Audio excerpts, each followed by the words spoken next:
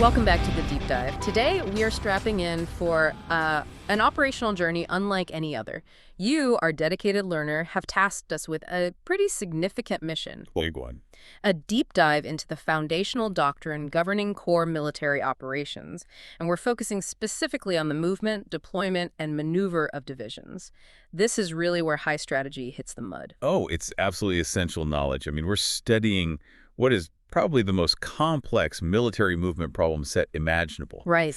You're talking about how an organization that commands up to 5 divisions, so over 100,000 personnel, gets from point A to point B, and more importantly, how it ensures its combat power is synchronized to fight the absolute moment it arrives. Because the doctrine is clear on that, isn't it? It is. If you can't move, you can't fight. It's that simple. So, our mission today is to unpack the roles, the processes, and, well, the massive supporting systems the Corps employs to successfully move and maneuver its subordinate divisions and brigades, all to ensure freedom of action. It's kind of a shortcut to understanding the mechanics of modern warfare. And we are drawing from the definitive texts. We've got a formidable stack of sources here. We'll be pulling from Army Techniques Publication 392, Field Manual 390, Field Manual 394, Field Manual 60, Joint Publication 331, and even Training Circular 66. So these are the blueprints. They are. These are the blueprints for large-scale operations. And taken together, they paint a picture of an organization, the Corps, that has to perform this incredibly challenging tightrope walk. It has to operate at the strategic level while somehow simultaneously managing the tactical execution of its subordinate units. That's the core tension. Okay, let's unpack this, starting right at the top. The Corps headquarters itself, the nucleus for all this strategic movement. So what's particularly fascinating about the Corps, and you see this described in Field Manual 394, is its inherent duality, its versatility. Duality. How so? Well, on one hand, it is the senior Army tactical formation. It's the organization that's optimized to conduct large-scale combined arms-ground combat. Okay, so it's built to fight. Built to fight. But on the other hand, it frequently finds itself operating at the operational level of war. Which is a massive conceptual leap. A huge leap, exactly. Yeah. It's structured to fight, but it's often tasked to manage an entire campaign. Field Manual 394 really stresses this, noting the Corps is generally organized to command 2 to 5 divisions alongside all these specialized brigades, combat aviation, field artillery, you name it. But its role, its real purpose, extends far beyond just that tactical framework. And the doctrine mentions 2 major functional hats it can wear. It can serve as the Army Forces headquarters, or it can be the nucleus of a much larger Joint Task Force headquarters. What's the implication of shifting into that Joint Task Force role? That sounds significant. It is a crucial distinction, and Army Techniques Publication 392 lays this out really clearly. When the Corps headquarters takes on that mission, when it forms a Joint Task Force, it needs significant augmentation. It's not just a name change? No, not at all. It's not just an organizational chart change. They have to integrate joint force elements and capabilities from the other services. We're talking the Air Force, the Navy, the Marine Corps, all to handle truly joint doctrine, joint communications, and joint planning. Because at that point, the Corps commander is commanding more than just Army units. Precisely. They become the base organization for a geographic joint task force. They are responsible for commanding all forces, U.S. and multinational, inside a defined joint operations area. And this high-level responsibility means the Corps headquarters has to maintain this dedicated, robust, internal Army Forces headquarters element just to manage the purely Army-specific stuff, like sustainment unit training standards. Things only the Army can manage for its own forces. Meanwhile, the larger Joint Task Force staff is focused on the overarching campaign design. It's a nested system. That makes the movement and deployment of this headquarters a strategic event in and of itself. But moving these massive organizations now happens in a completely new operational reality. Field Manual 3.0 calls it preparing for contested deployment. And this is perhaps the single most significant change in modern doctrine when you talk about force movement. The foundational assumption that forces can expect an uncontested deployment, traveling unmolested from their home base to the theater of operations, that's just completely gone. So the days of just leisurely loading ships and aircraft without any interference, they're history. They are. Field Manual 3.0 states it very, very clearly. Peer and near-peer threats have the capability to observe, disrupt, delay, and attack U.S. forces at any stage of force projection. Any stage. This includes forces that are still at their home stations in the United States, or moving through what you might think are secure lines of communication halfway across the globe. Wow, so we are literally talking about fighting the war before we even get off the tarmac. How dramatically does that scramble the initial deployment planning process? It creates a state of, well, perpetual vulnerability. The source material details that our adversaries use sophisticated multi-domain methods to degrade this force projection capability. It's not just about tanks fighting tanks anymore. Can you elaborate on those adversary methods? Because it sounds like they're leveraging a lot more than just conventional weapons. Oh, they are. Field Manual 3.0 identifies several key vectors of attack. One is aggressive information warfare campaigns. So propaganda. It's more than that. These campaigns target local communities, our service members, and their families through very sophisticated disinformation, psychological operations, even targeted threats on social media. It's all designed to frighten, distract, or simply confuse deploying personnel. This creates internal friction before a single unit even mobilizes. That is a potent way to slow deployment without firing a single shot. Absolutely. Then second, we see pervasive cyberspace attacks. And these aren't just against military networks. They focus on the crucial civilian infrastructure that the military absolutely relies on. Like what? The power grid? Transportation networks, supply chains, fuel storage, even the global positioning and navigation systems we use to support movement.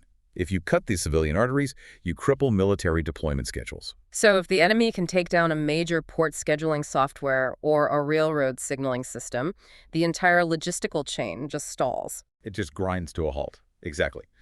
And third, they use targeted physical or electronic strikes against defense communications infrastructure. Think about it.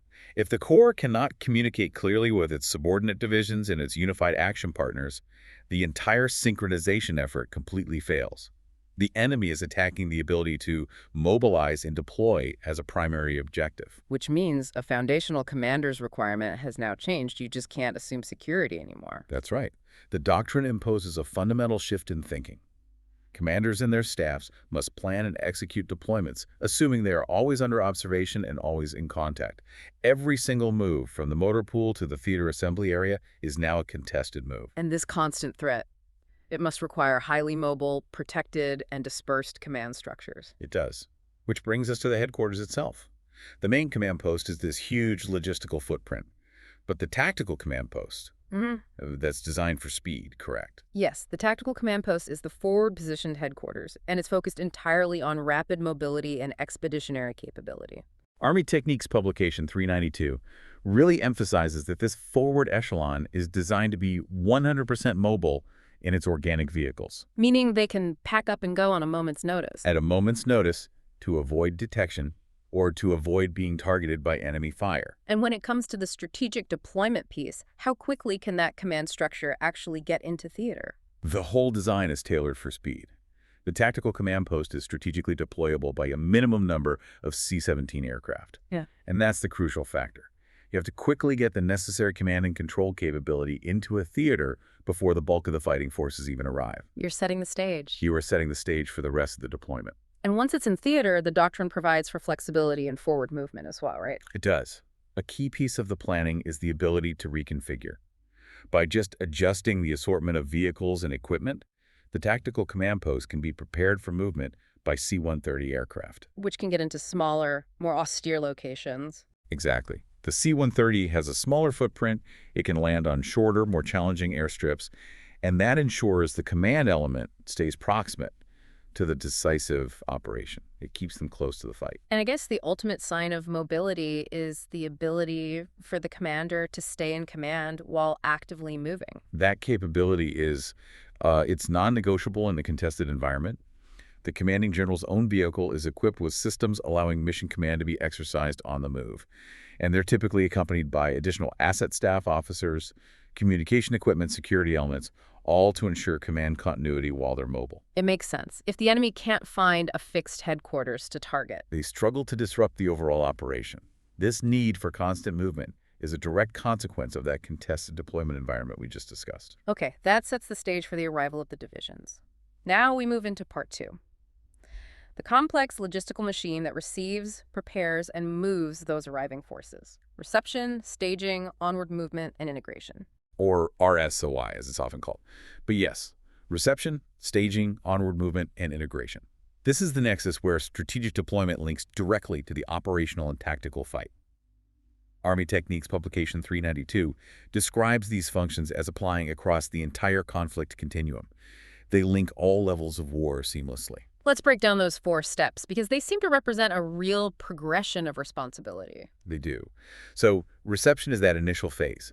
It's often the interface between the strategic lift, the planes or ships arriving from home station, and the operational theater. It's where forces arrive, they're offloaded, and they're accounted for. And then we move to staging and onward movement. Right. Staging and onward movement are typically conducted at the operational level of war. Staging is where units reconstitute, they get their equipment checked, they draw necessary theater-specific sustainment, before the final push.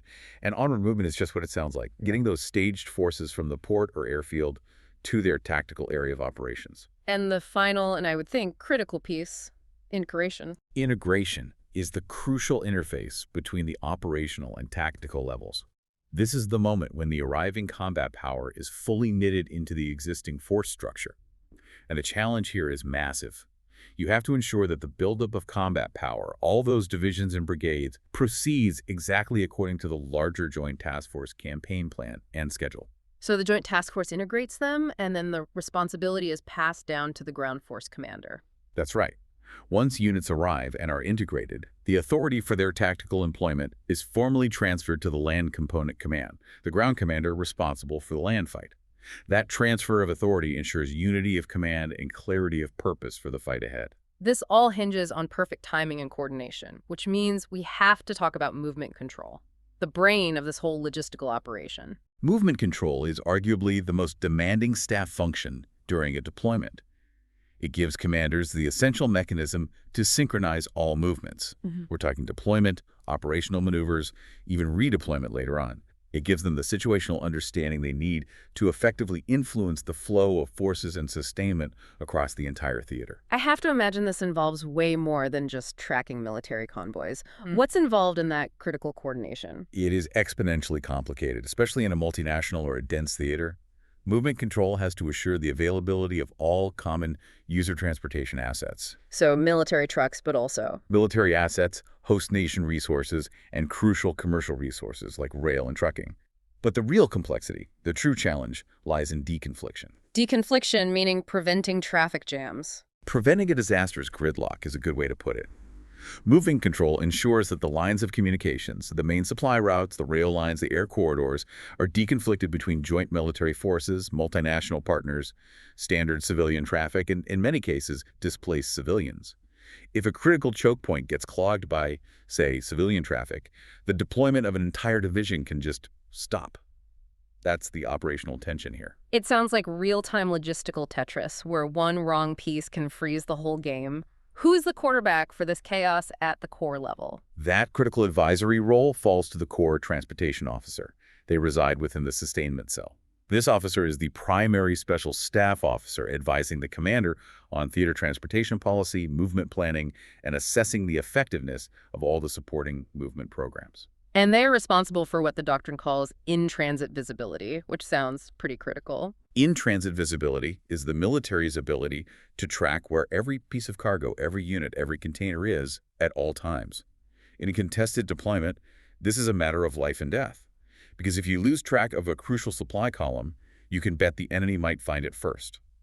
The Corps Transportation Officer ensures the commander maintains that real-time awareness to keep the momentum going. That role directly feeds into how the force is postured upon arrival, right? Force posturing and task organization.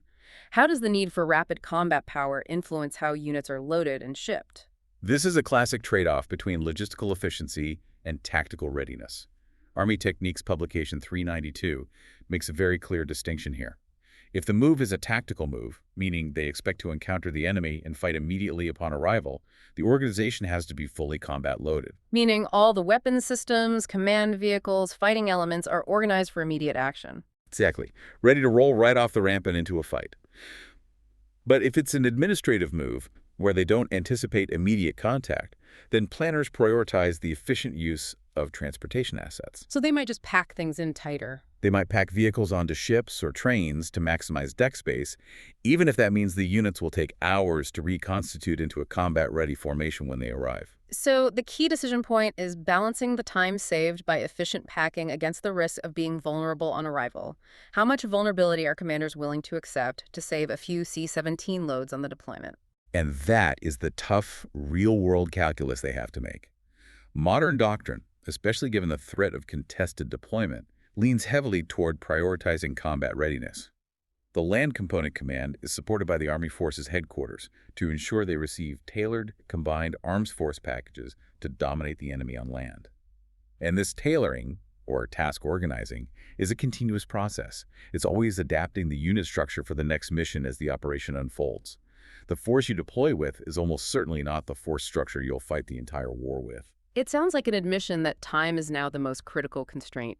You just can't afford to spend days reorganizing at a port that might be under constant surveillance or even attack. You cannot. The moment that ramp drops, you must be operationally relevant. Any delay is an opportunity for the adversary to disrupt, delay, or destroy. Okay, so the divisions and brigades have arrived, they've been integrated. Let's transition into how the Corps uses them to actually fight. Part 3. Maneuver and the operational framework. Moving to fight. And we have to start with defining the spatial geometry of the battle. The operational framework is it's the commander's essential cognitive tool. It's used to visualize and describe how combat power will be applied in time, space, and purpose. Field Manual 3.0 talks about this extensively. The most common model organizes the area of operations into deep, close, rear, and support areas. And it's really important to remember that this isn't necessarily a geographic location, but a function, right? Precisely. Whether an operation is deep or close is determined by its purpose and the time it takes to achieve that purpose, not just its distance from the front line. Okay, so let's start with deep operations. These are about shaping the battle. What is the Corps specifically trying to achieve in the deep area? For the Corps, deep operations are focused on one thing: preventing the enemy from being able to commit their uncommitted forces coherently. The Corps' deep area extends far beyond the boundaries of its subordinate divisions. We're talking out to the absolute limits of the Corps area of operations. So if a division's boundary might be, say, 20 kilometers, the Corps' deep area could be several hundred. Easily. The Corps is targeting the enemy system. Their integrated fires complex, their mobile reserves, their command and control nodes. Key objectives would be disrupting the movement of those enemy operational reserves so they arrive late or in the wrong place, or neutralizing their long-range fire systems, surface-to-surface missiles, before they could even impact the close area. It's all about generating effects that decisively facilitate the fight for the divisions operating forward. Moving forward, then, we get to close operations. This is where the decisive action often happens. The close operations area is the realm of tactical actions of the subordinate maneuver forces, typically the divisions. They are focused on employing maneuver and fires to close with and destroy enemy forces. For the Corps, the primary goal here is achieving what's called convergence. Convergence. The rapid and continuous integration of all the warfighting functions. It's about setting favorable terms for those divisions in the close area. In short, the Corps uses its assets in the deep area to win the fight for the division commander in the close area. And then there are the rear and support areas, which, as we discussed, are now highly contested. They are. The rear and support areas are the sustainment zones. They encompass support area security, movement control for the logistical flow, and risk mitigation for any areas not assigned to subordinate units. And crucially, while support areas are generally positioned out of range of most enemy systems, they have to remain responsive to the needs of units in the close and deep areas. It's a constant balancing act. Stay safe, but stay relevant. In defining these areas, commanders usually prefer contiguous areas of operations, but the doctrine heavily covers the necessity of non-contiguous operations. When do divisions find themselves so widely distributed? Well, commanders always seek contiguous areas of operations. That's the gold standard, according to Field Manual 394, because it ensures mutual support and avoids gaps in responsibility. But modern operational environments, you're dealing with dispersed threats, rapid transitions, multi-axis assaults. They often necessitate that subordinate units operate in widely distributed non-contiguous areas of operations. And what does mutual support actually mean at this high echelon? It's not just being able to see your neighbor, is it? No, it's a technical definition and it's tied to capability. Mutual support is the support which units render each other because of their assigned tasks, position, and inherent capabilities. At the core level, this is heavily tied to fires. For units to be considered mutually supporting, effective coordination of indirect fire must be possible. Meaning they're in range of each other's artillery or rockets? Essentially, yes. They have to be within the supporting range of each other's primary long-range weapon systems. If they're so far apart they can't coordinate critical suppressive fires, they are not truly mutually supporting. That makes the decision to deploy divisions in non-contiguous areas a really high-risk operational gamble. What risk assessments does the commander have to make before accepting that kind of dispersion? They have to be acutely aware of two existential risks. First, the threat's ability to mass combat power and defeat isolated friendly forces in detail. Picking them off one by one. Exactly. If the enemy can hit one of your divisions with the combined power of 2 or 3 of their own, that division is in extreme danger. Second, they have to assess the threat's ability to sever the lines of communication between those non-contiguous areas. Because if the logistical and command links are cut, that isolated unit just becomes a liability. It does. Field Manual 394 emphasizes this decision relies on confidence that the benefits of dispersion speed covering a wider area outweigh that risk of isolation and destruction. So once the space is defined, the Corps looks at movement to fight. What forms of offensive movement are preferred at this operational scale? At the operational level, Doctrine really favors large-scale maneuvers that avoid the enemy's strength. So turning movements and envelopments are the preferred forms. History just shows they achieve decisive results when they're successfully executed. As opposed to frontal attacks. Right. Frontal attacks are typically very costly and usually only occur as one component of a larger enveloping operation. And the core decisive operation is often that enveloping force itself. That's often the case, yes. An envelopment is designed to pass around or over the enemy's main defenses to secure objectives that cut their escape routes. The goal is to force the enemy to fight simultaneously in 2 or more directions and ultimately achieve destruction in position. To do that successfully, that enveloping force has to move very rapidly and very quietly. It requires superior mobility and surprise. The forces conducting the envelopment have to bypass and rapidly reduce any enemy resistance that could interfere with their momentum. Speed is their protection. The Doctrine also mentions forcible entry operations, normally a joint operation, but the Army's contribution, like airborne and air assault forces seizing a lodgment, is critical, and it requires extensive protective and sustainment capabilities to fall immediately behind them. That sets up the dynamics of the fight. Let's move to Part 4, which covers how all the other critical elements of combat power engineering, fires, and protection are synchronized to enable that rapid movement. And this is where synchronization shifts from being a tactical concept to a full-blown operational requirement. The movement of divisions demands complete combined arm support, often across vast distances. Let's start with engineering support, which is framed by this essential concept of assured mobility. Assured mobility is the doctrinal framework for supporting the commander's use of combat power. It links engineering efforts directly to momentum. Army Techniques Publication 392 defines 4 key imperatives for achieving this. And these aren't just, nice-to-haves, they are mission mandates. What are those 4 imperatives of assured mobility that a Corps must enforce? Okay, first, develop mobility input to the common operational picture. This means constant, real-time intelligence on where obstacles are, the status of bridging sites, and where terrain will slow movement. So see the battle space from a mobility perspective. Exactly. Second, establish and maintain operating areas, ensuring freedom of movement for your own forces. Third, attack the enemy's ability to influence those operating areas. This often means counter-mobility tasks, destroying enemy obstacles before they're even in place. And fourth, and most important, maintain mobility and momentum for friendly forces at all times. What specific tasks do the Corps' engineering units undertake to support the movement of divisions across a large theater? They are the heavy lifters of movement. Combat and general engineering units primarily support tasks like large-scale gap crossing. Think constructing or repairing bridges for heavy vehicle traffic. Also, route clearance and the construction and maintenance of combat roads and trails to bypass congested or damaged infrastructure. They literally build the path for the divisions. And if the enemy has placed obstacles, that triggers the highly complex task of breaching operations. Breaching is never simple. It's defined as a synchronized combined arms activity conducted under the maneuver commander's control to allow movement through an obstacle. Mm. And Field Manual 3.0 really emphasizes the synchronization part because breaching usually means penetrating enemy obstacles that are covered by direct fire, indirect fire, or both. It's a team effort. It requires engineers, artillery, and maneuver forces to coordinate perfectly. A failure in any one of those elements means the breach force is likely destroyed. Next, we integrate fires.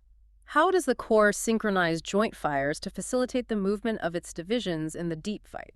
Well, operational level maneuver is most effective when it's synchronized with joint fires, not just the organic Army artillery. The synergy they create is what allows the Corps to achieve those deep effects. Joint fires are focused on exploiting opportunities for decisive effects, maintaining staying power, and achieving strategic aims rapidly. And what's the specific disruptive effect that joint fires are expected to achieve in depth? Their role is highly targeted to support the maneuver plan. They facilitate that maneuver in depth by suppressing the enemy's deep strike systems, their long-range rockets or missiles, before they can fire on the arriving divisions. They also disrupt the enemy's operational level maneuver and tempo, and most importantly, they influence enemy actions to create exploitable gaps that the Corps can then steer its divisions into. So, firepower is essentially restricting the enemy's options so that the maneuver force can succeed, and this whole effort has to be managed through strict fire control measures, correct? That's where coordination measures become absolutely paramount.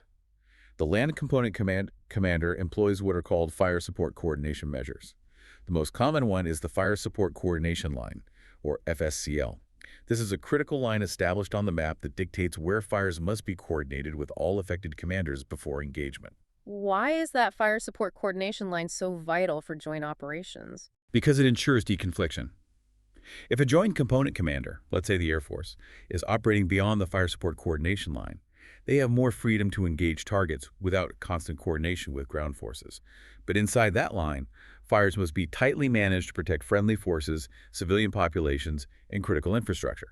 And everyone has to play by the same rules. The doctrine demands that all United States services and multinational elements must understand and strictly adhere to these measures. Misunderstanding where that line is drawn can lead to, well, catastrophic fratricide or missed opportunities. Finally, let's discuss protection and the role of reserves in enabling continuous movement. Protection really starts with intelligence and forward security. The Corps employs dedicated security elements, often a very robust brigade, to occupy the area forward of the main battle area. These forces are highly mobile. They're used to deceive the enemy about where the true main attack is, to delay their advance, disorganize their formations, and canalize them into areas where friendly forces can achieve localized superiority. And what does that security element typically contain? It's a combined arms force itself. It often includes a covering force, flank security, and robust aerial information collection systems to keep the Corps commander constantly informed about the enemy's intentions and dispositions. And then there's the ultimate insurance policy for the Corps' maneuver, the reserve. What does that look like at this echelon? The Corps Reserve is a large, powerful formation. It often consists of an entire division, a brigade combat team, a combat aviation brigade, or some combination tailored to the mission. Its primary purpose is to maintain flexibility and give the commander the option for unexpected counterattacks or to exploit a breakthrough. The doctrine notes that the timing of the commitment for that reserve is absolutely critical. Why is it so crucial? Because it's a non-renewable asset, and timing is everything in counterattacks. The commander has to anticipate the circumstances that will require commitment and then rehearse the move meticulously. If the reserve is committed too soon, it might be wasted on a local action when a more dangerous situation emerges elsewhere. Or it might just be attrited before the main counterattack is even ready. And if it's committed too late, the momentum of the enemy might just be too great to halt. Exactly. The force may no longer be able to influence the situation enough to meet the overall commander's intent. And this highlights just how critical rear area movement control and air defense are. You have to ensure that reserve can travel safely and quickly from its assembly area in the rear through all the close area traffic and into the battle on time and in good order. That movement is a massive vulnerability point. That leads us perfectly into our final section, command and control for continuous movement. How the staff manages this immense, complex operation. The command system has to be agile and resilient, especially when you're managing operations simultaneously across deep, close, and rear areas, all while under enemy attack. This is where the philosophy of mission command becomes a necessity, not just a preference. Mission command is the preferred method because it empowers subordinate decision-making and decentralized execution that's appropriate to the situation.